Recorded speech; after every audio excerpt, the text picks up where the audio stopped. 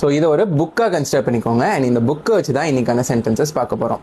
அதுக்கு முன்னாடி இந்த மாதிரி டெய்லி பேசிஸில் ஈஸியான வேலை கற்றுக்கிறதுக்கு நம்ம பேஜாக ஃபாலோ அண்ட் சப்ஸ்கிரைப் பண்ணிக்கோங்க. அண்ட் உங்கள் ஃப்ரெண்டு யாரா ஈஸியான வேலை கற்றுக்க நினச்சாங்கன்னா அவங்களுக்கு ஷேர் பண்ணி அவங்களே சப்ஸ்கிரைப் பண்ண சொல்லுங்கள். ஸோ புக்குக்கு ஹிந்தியில் என்ன சொல்லுவாங்க தெரியுமா? கித்தாப் அப்படின்னு சொல்லுவாங்க. கித்தாப். ஸோ அதை வச்சு சில சென்டென்சஸ், ப்ரப்போசிஷனல் சென்டென்சஸ் பார்க்க போகிறோம்.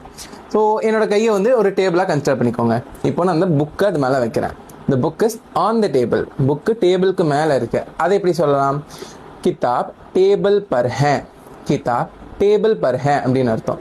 அதுவே இப்போ நான் கீழே வைக்கிறேன். அண்டருக்கு என்ன சொல்லுவாங்க? நீச்சேன்னு சொல்லுவாங்க. அப்போ எப்படி சென்டென்ஸ் ஃபார்ம் பண்ணலாம்? கிதாப் டேபிள் கே நீச்சே ஹே அப்படின்னு அர்த்தம். அதுவே இப்போ அண்டருக்கு நீச்சேன்னு சொன்னோம். அப்போ அபவ்ல இருக்குன்னா அதுக்கான அர்த்தம் என்னன்னா ஊப்பர்னு சொல்லுவாங்க. அபவுக்கு ஊப்பர்னு சொல்லுவாங்க. அப்போ இதை எப்படி நம்ம சென்டென்ஸாக ஃபார்ம் பண்ணலாம்? கிதாப் டேபிள் கே ஊப்பர் ஹே அப்படின்னு சென்டென்ஸ் ஃப்ரேம் பண்ணலாம். ஸோ இந்த மாதிரி இன்னும் சில ப்ரொபோஷனல் சென்டென்சஸை நெக்ஸ்ட் ரீலில் போஸ்ட் பண்ணுறேன். அந்த ரீலெல்லாம் பார்க்கறதுக்கு நம்ம பேஜை ஃபாலோ பண்ணலன்னா இப்போவே ஃபாலோ பண்ணிக்கோங்க. நெக்ஸ்ட் ரீலில் பார்க்கலாம். பாய்.